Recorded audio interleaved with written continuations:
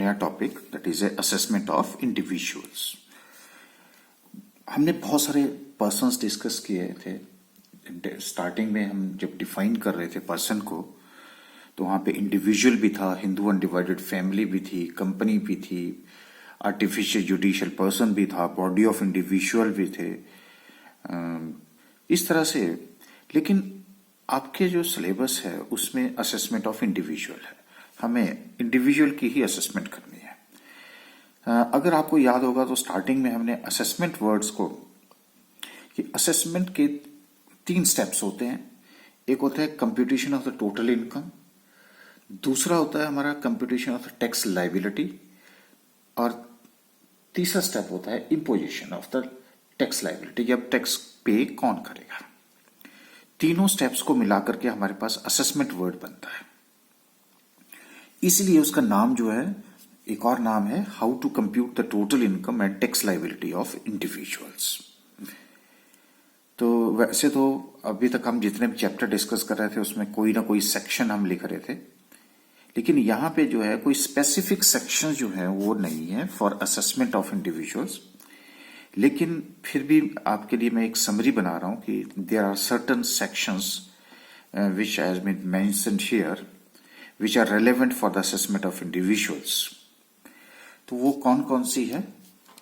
जैसे सेक्शन, और जो सेक्शंस हमने सब पढ़ी हुई हैं। अब सेक्शन 10 सब सेक्शन 2 आपको याद होगा, एग्जाम्पशन में हमने डिस्कस किया था। तो ये था share of income from Hindu undivided family. तो इसका मतलब है बीइंग एन इंडिविजुअल, अगर उसको हिंदू अनडिवाइडेड फैमिली की इनकम से कुछ एक पार्ट मिलता है, कुछ शेयर मिलता है उसको, तो वो सेक्शन 10 सब सेक्शन 2 में हमने डिस्कस किया था, which was fully exempted from income tax.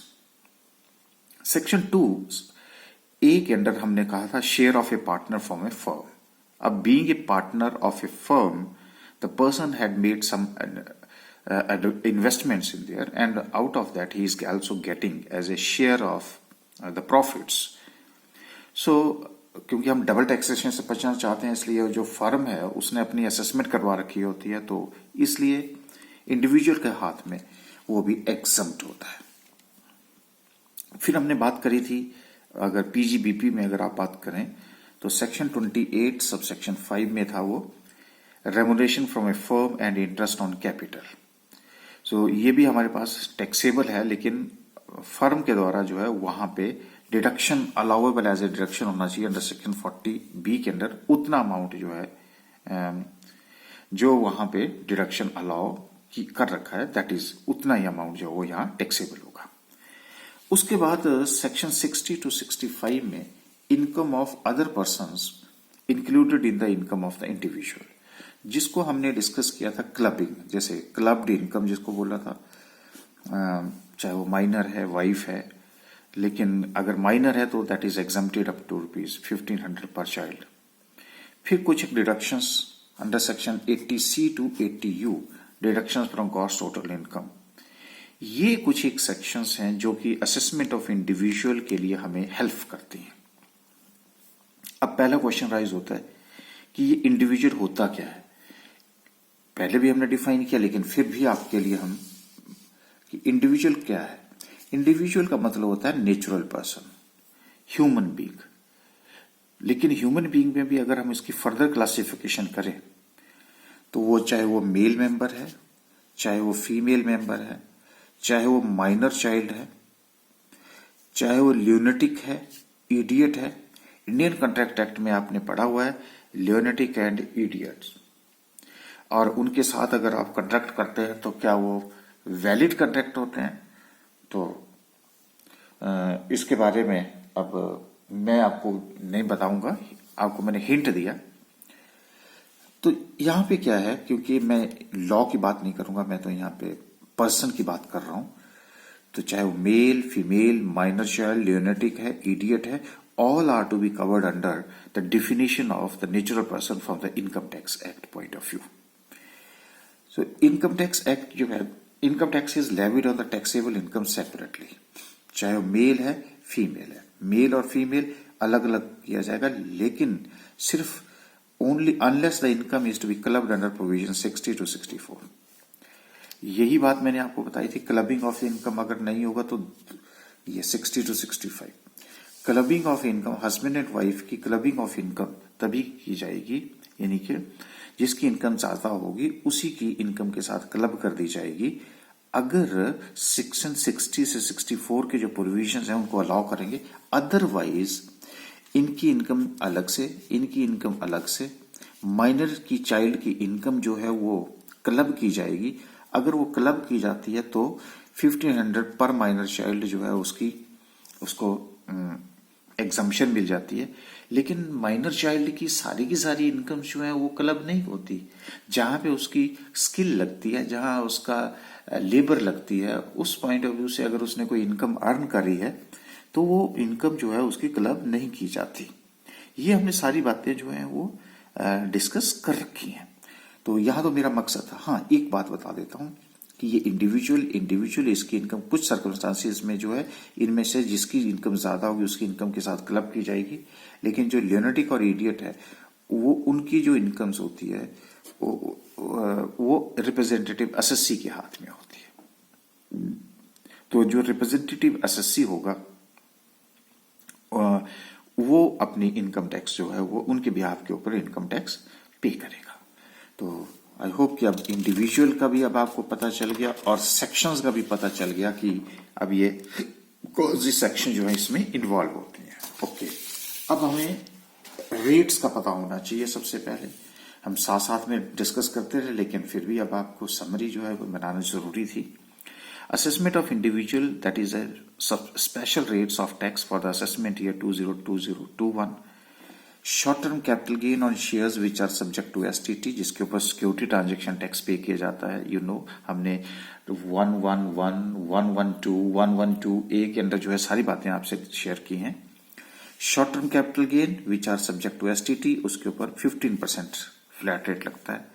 Long term capital gain excluding long term capital gain shares covered under section 112A के अंडर वहां 20% लगेगा। कैजुअल इनकम जैसे lottery, crossword, puzzle, races, horse races, इनके ऊपर जो है फ्लैट रेट 30% है। ये आ गया मेरा long term capital gain on shares और units specified under section 112A and exceeding ₹1 lakh. Units equity oriented units थे वो, आप अवेयर हैं। और अगर 1 लाख रुपए तक वो एग्जम्प्ट होता है, लेकिन उससे ऊपर होगा तो 10% लगेगा। और फॉर डीम्ड इनकम्स जो कि अनएक्सप्लेन्ड इनकम, जैसे मैं बोला, ये डीम्ड इनकम जो है वो PGBP की नहीं है, अंडर सेक्शन 68 है, 69, 69A, 69B, 69C, 69D के अंडर जो हमने अनएक्सप्लेन्ड इनकम्स की बातें करी थी उनके ऊपर जो फ्लैट रेट है वो 60%, जिसकी आप कोई एक्सप्लेनेशन नहीं दे पाते, आपके बुक्स ऑफ अकाउंट्स में वो रिकॉर्डेड है, सोर्स आप नहीं बता पाते, जस्टिफिकेशन आप नहीं बता पाते, तो उस केस में 60% रेट लगता है। उसके बाद अगर हम normal rate of tax for the assessment year 202021 की बात करें, ऐसा इंडिविजुअल चाहे मेल और फीमेल हो लेकिन उसकी उम्र जो है 60 साल से कम है, अगर उसकी टोटल इनकम 2.5 लाख रुपए तक है तो कोई टैक्स नहीं है। 2.5 लाख से ऊपर है लेकिन 5 लाख से कम है तो 5%, 5 लाख से 1 से 10 लाख तक 20%, और अबव 10 लाख रुपए जो है वो 30% टैक्स लगेगा। और अगर वो रेजिडेंट, अब यहाँ पे रेजिडेंट और साथ में जो है सीनियर सिटीजन एसएससी है, ये वो होते हैं जो 60 साल से ऊपर होते हैं लेकिन 80 साल से नीचे होते हैं। If the total income is up to 3 lakh है उनकी, अब 2.5 लाख की जगह लिमिट कितनी होगी 3 लाख, तो नील है। बाकी आगे सेम है, 3 लाख 1 to 5 लाख 5% है, 5 लाख 1 to 10 लाख 20% है, और 10 लाख से ऊपर अगर हो तो 30% है। उसके बाद तीसरी कैटेगरी आ जाती है मेरे पास for resident super senior citizen. Super senior citizen ये वो हैं जो 80 साल से ऊपर हैं। यहां जो लिमिट है वो सीधी total income is up to 5 lakh rupees, nil है, और 5 लाख 1 से 10 लाख, तो यहाँ 5% है ही नहीं, सीधा 20% है, और 10 लाख से ऊपर जो है वो 30% है।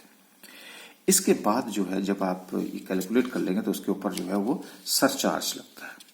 सरचार्ज टैक्स ऑन टैक्स वो तभी होगा if total income does not exceed ₹50 lakh. 50 lakh तक कोई सरचार्ज नहीं है। 50 लाख से ऊपर है लेकिन 1 करोड़ से नीचे है 10% लगेगा। अब आप 1 करोड़ से ज्यादा है, 2 करोड़ से कम है, 15% लगेगा। 2 करोड़ से ज्यादा है लेकिन 5 करोड़ से कम है, 25% लगेगा। और 5 करोड़ से अगर ज्यादा है तो 37% ऑफ द टैक्स लगेगा। अब जब आप टैक्स के ऊपर सरचार्ज लगा करके आपके पास अमाउंट आ जाता है तो उसके ऊपर आपने लगाना सेस, और वो है हेल्थ एंड एजुकेशन सेस।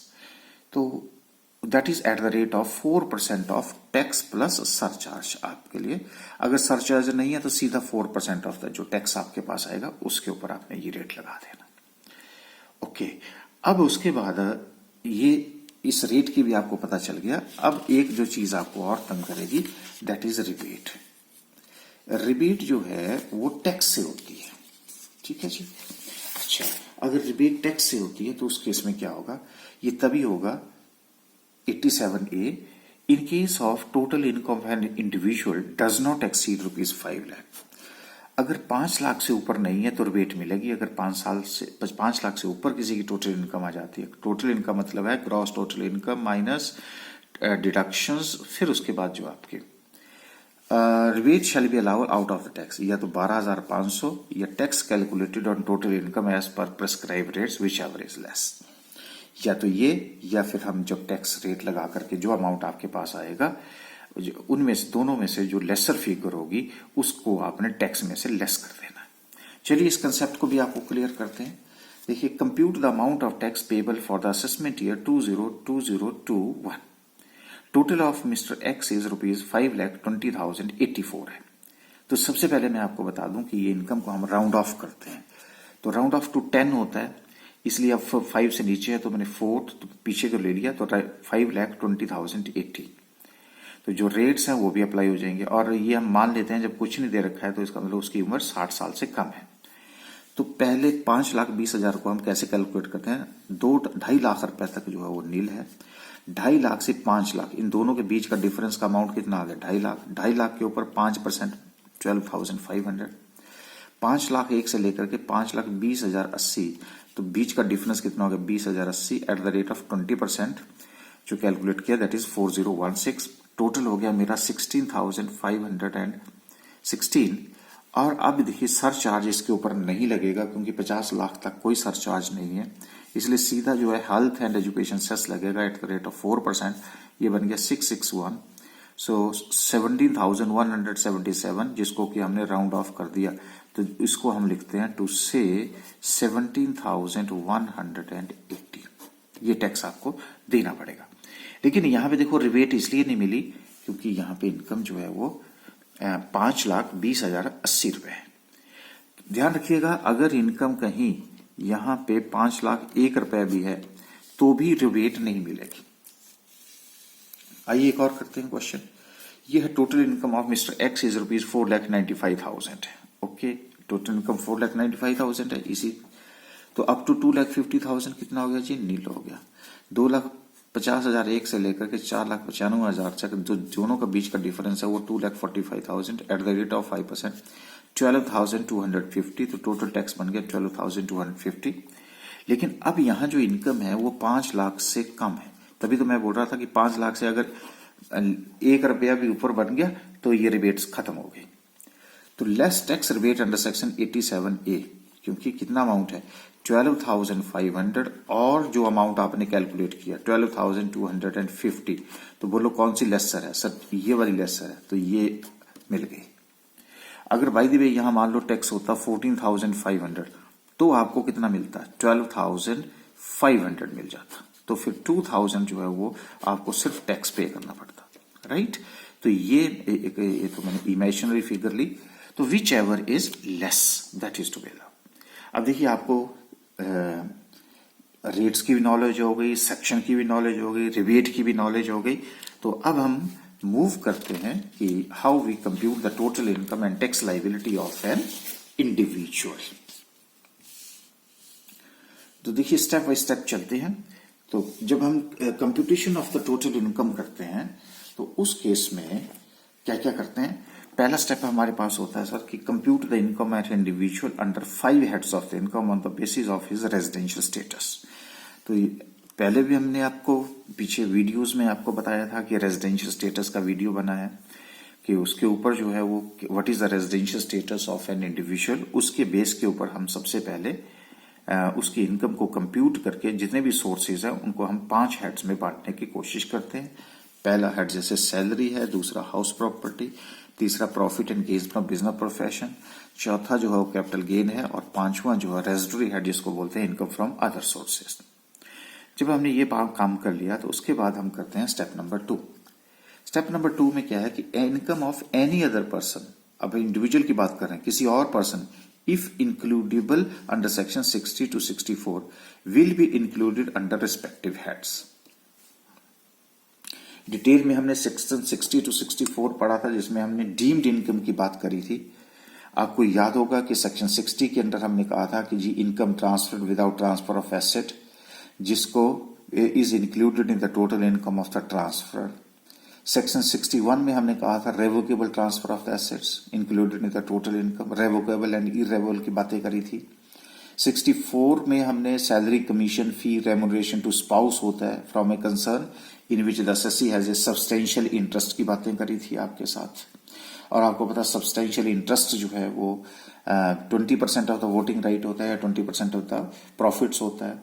उसके बाद हमने 64 के अंदर ही income of spouse for asset transfer to the assessee without adequate consideration, यानी कि गिफ्ट की बातें करी थी। इनकम टू सन्स वाइफ की बात करी थी, याद अगर आपको होगा। इनकम ऑफ माइनर चाइल्ड थी। उसके बाद income from the own property SSC converted into Hindu undivided family की बातें करी थी। अनएक्सप्लेन्ड कैश क्रेडिट्स की बातें करी थी, अनएक्सप्लेन्ड इन्वेस्टमेंट्स की बातें करी थी, मनी, बुलियन, ज्वेलरी आदि की बातें करी थी, अगर आपको याद होगा। ये सारी बातें हमने वहां पे डिस्कस करी थी। उसका मैंने सिर्फ एक इंस्टांस आपके लिए मैंने यहाँ पे तैयार किया है, जिससे आपको याद आ जाए।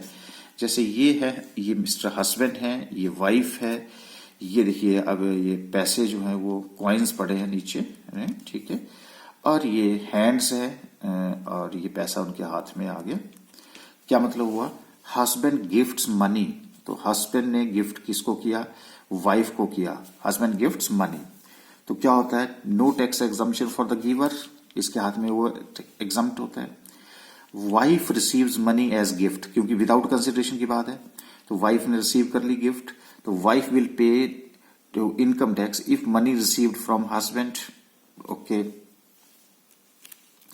लेकिन वाइफ ने क्या किया? Invest gifted money, wife invest gifted money and earned income. अब उन्होंने जो उनको गिफ्ट मिला था उसको क्या कर दिया? उन्होंने उसको इन्वेस्ट कर दिया। तो जब इन्वेस्ट कर दिया तो उसमें क्या होता? क्लबिंग ऑफ इनकम आ गया, क्योंकि clubbed with husband's income because clubbing provisions apply, क्योंकि वाइफ ने जो ये गिफ्ट मिला। ओके, उसके बाद है इनकम। अब जो इन्वेस्ट किया था उसके ऊपर उनको पैसा मिल गया, वाइफ को पैसा मिल गया, तो income gained from income of gifted money, then wife will have to pay the tax on his this income because clubbing does not apply. आपको पता है जो सब इनकम के ऊपर जो इनकम होती है उसके ऊपर क्लबिंग का प्रोविजन नहीं लगता, लेकिन क्लबिंग का प्रोविजन तभी लगता है जब वो हस्बैंड वाइफ से लेता है, हस्बैंड जो है वाइफ को ट्रांसफर करता है, विदाउट कंसिडरेशन है, गिफ्ट देता है, लेकिन वो फर्दर जो they are not living apart.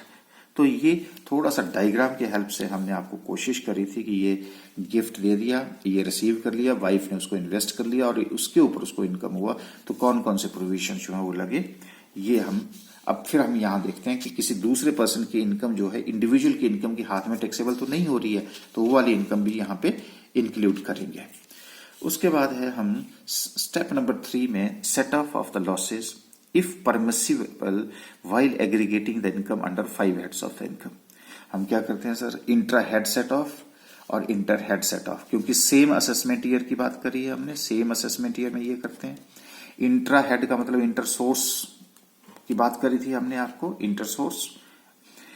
Okay, और फिर भी अगर वो सेट ऑफ नहीं होता है तो हम क्या कर देते हैं? स्टेप नंबर 4 में जो पीछे के लॉसेज हैं, पहले पास्ट ईयर के लॉसेज है, उनको सेट ऑफ करते हैं। So carry forward and set off the losses of past years if permissible from such income.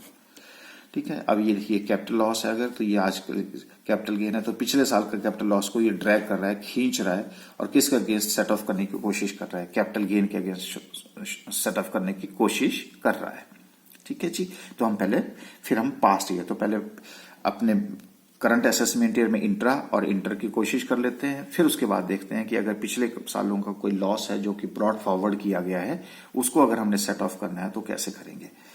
इस तरह से अभी तक हमने जो चार स्टेप्स हमने फॉलो किए, यहां तक हम जब इनकम को कंप्यूट कर लेते हैं तो उसको बोलते हैं हम जीटीआई, यानी कि ग्रॉस टोटल इनकम।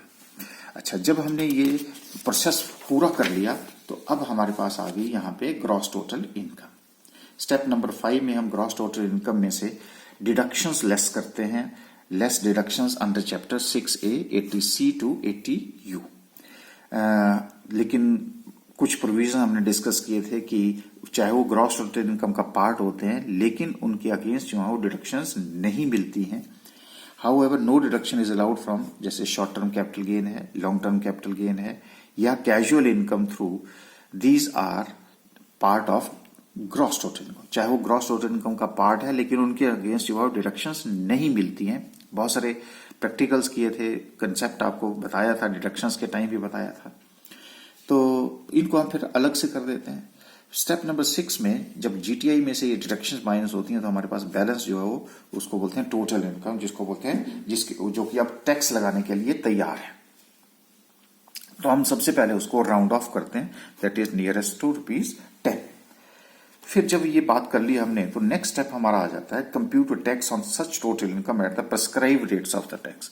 अब आपको पता है कि हमने आपको एक different slabs of the rates, special rates of the taxes वो भी दे रखे हैं। तो उस इनकम में से अगर आपको लगता है कि स्पेशल इनकम है तो उसको अलग कर दीजिएगा, अगर नॉर्मल इनकम है तो उसको अलग कर दीजिएगा, क्योंकि स्पेशल इनकम के ऊपर स्पेशल रेट लगेंगे और नॉर्मल इनकम के ऊपर जो है वो स्लैब रेट्स लगेंगे। तो आपने एज भी देखनी है, everything you have to watch. अब आपने टैक्स कैलकुलेट कर लिया, ये आपके पास टैक्स आ गया। अब उसके बाद अगर आपकी इनकम जो है 5 लाख से कम है, टोटल इनकम, ये वाली इनकम, टोटल इनकम मीन्स ये वाली, ऊपर वाली नहीं, allow rebate of maximum ₹12,500 under section 87A in case resident individual have total income up to ₹5 lakh. तो यहां आप रिबेट दे दीजिएगा, माइनस हो जाएगा, रिबेट जो है यहां से माइनस हो जाएगा।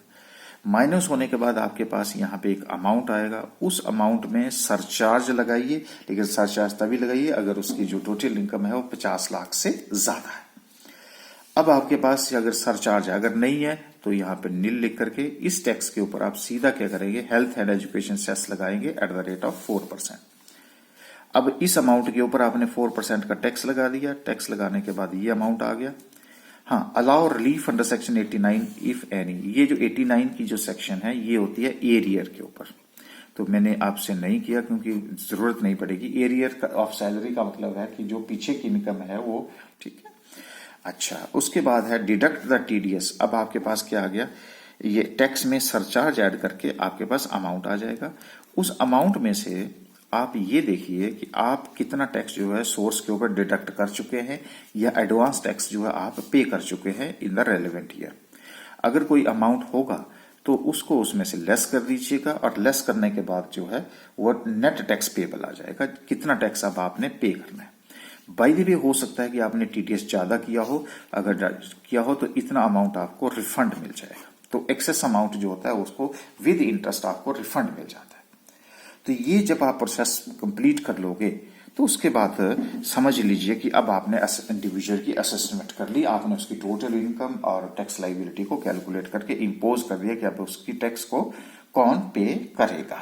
तो इसी को हम क्या बोलते हैं, असेसमेंट ऑफ इंडिविजुअल बोलते हैं। अब बताइए कि पूरे बुक जो है अब आपके माइंड में चाहिए, तभी आप इसकी कैलकुलेशंस कर सकते हैं।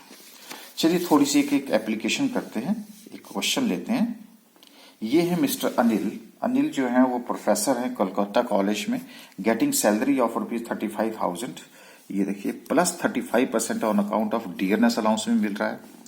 ही contributes 12% of his salary to RPF. Okay, इसका सर 80C के लिए, अब तो आपके दिमाग में सब बातें क्लियर है। डियरनेस अलाउंस टैक्सेबल होता है, सैलरी की इनकम है।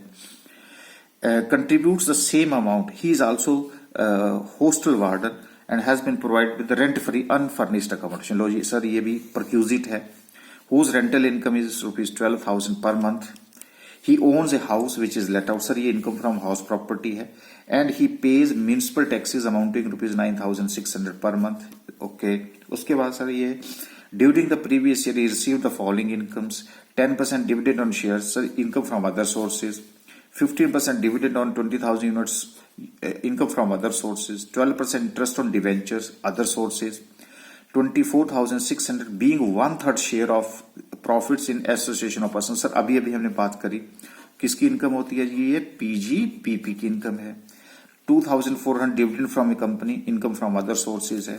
13,000 interest on bank deposit, saving account में bank deposit, income from other sources है। During the year, earned ₹19,400 as interest on government securities, income from other sources, sir. He has invested his life, he has insured his life for ₹6 lakh and paid ₹60,000, sir. Deduction ATC as annual premium है.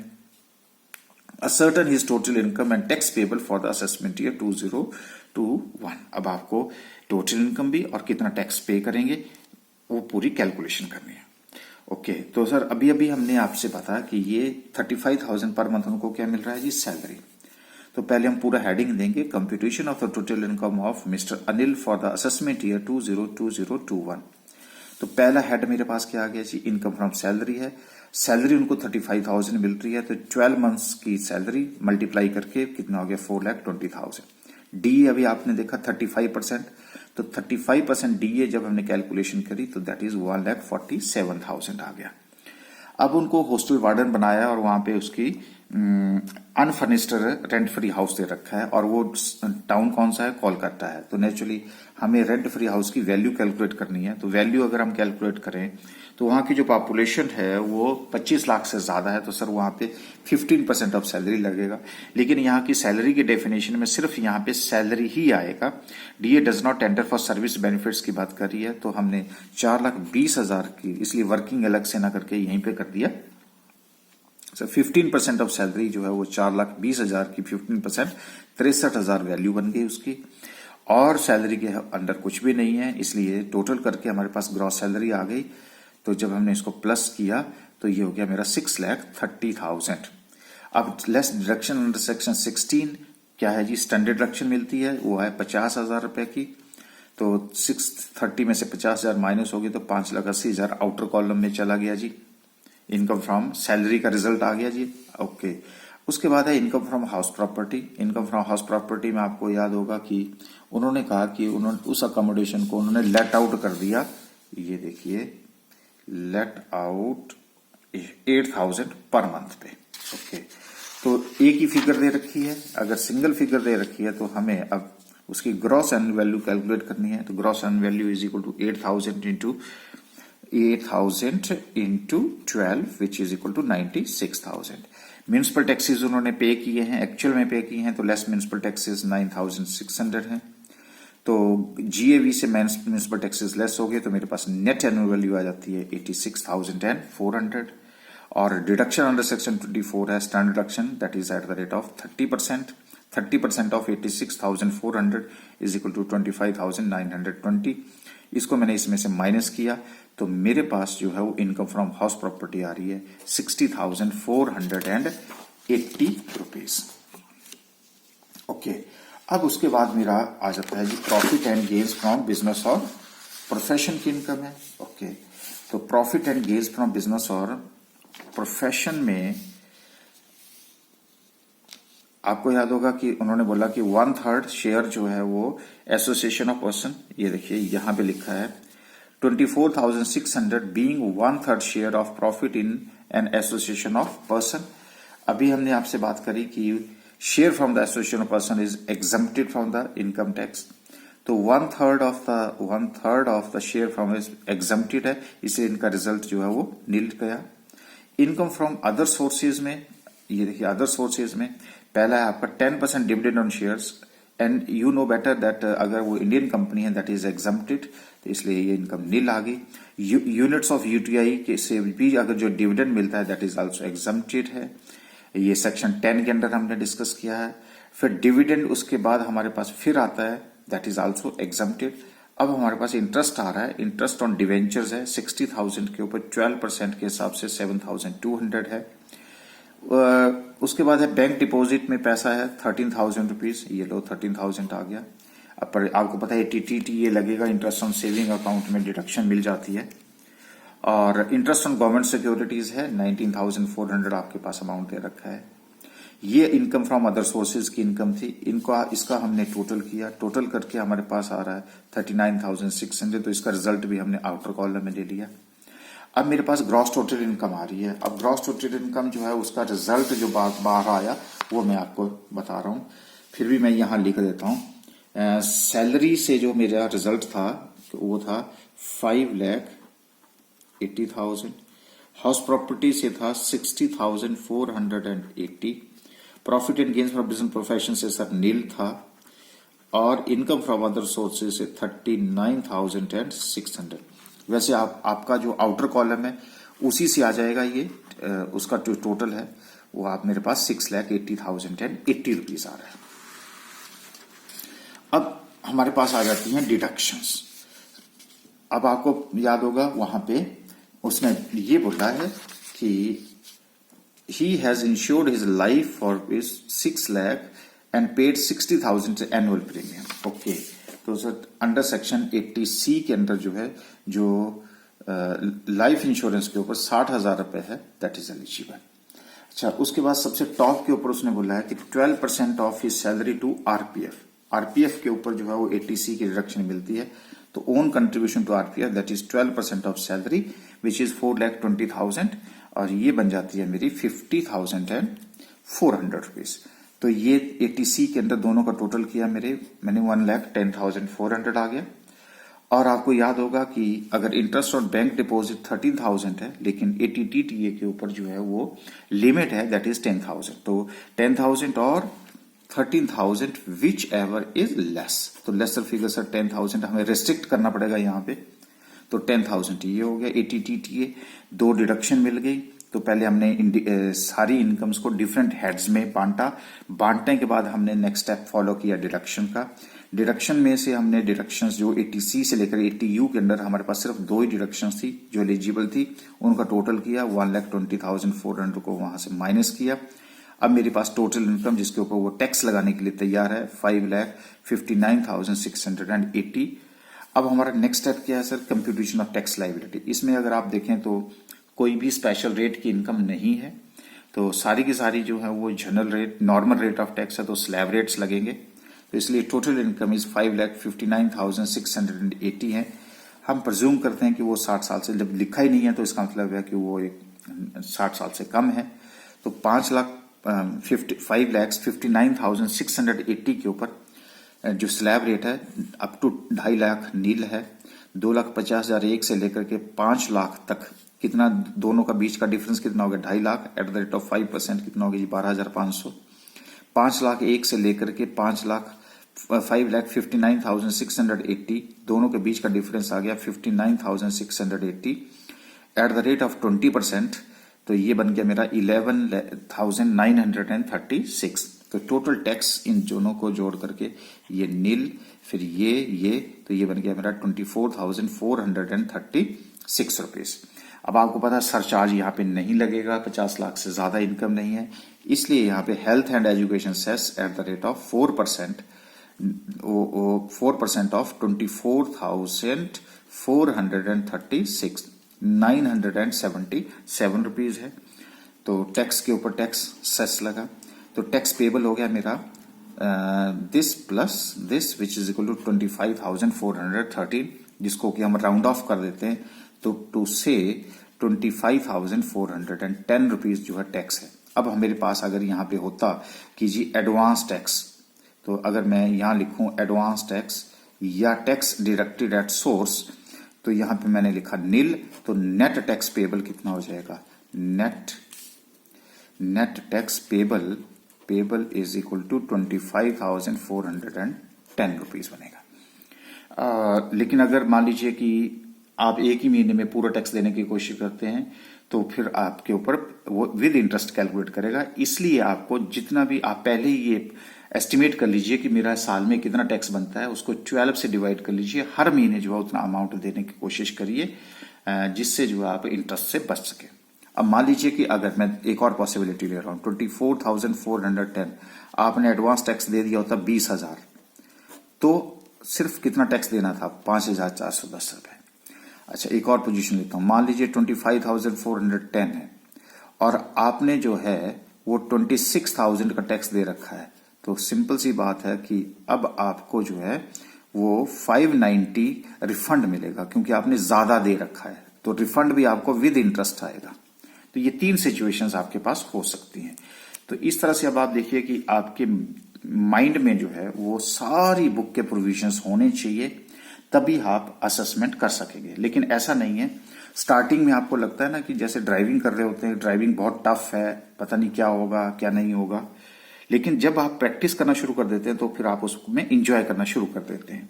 उसी तरह से अब आप जितनी भी assessment of individuals हैं उसमें आप जितनी भी प्रैक्टिकल प्रॉब्लम्स हैं, उन प्रैक्टिकल प्रॉब्लम्स की जितनी ज्यादा प्रैक्टिस करेंगे और जहां आपको दिक्कत आएगी वहां आप पीछे बुक में डिफरेंट हेड्स में चले जाएंगे, तो उससे आपको और ज्यादा नॉलेज और प्रैक्टिस हो जाएगी और एक दिन ऐसा आएगा जैसे ड्राइविंग को आप इंजॉय करते हैं वैसे ही आप इनकम टैक्स को भी इंजॉय करेंगे। I hope you enjoyed the different lectures which are delivered on income tax. Thank you very much and all the best for exams.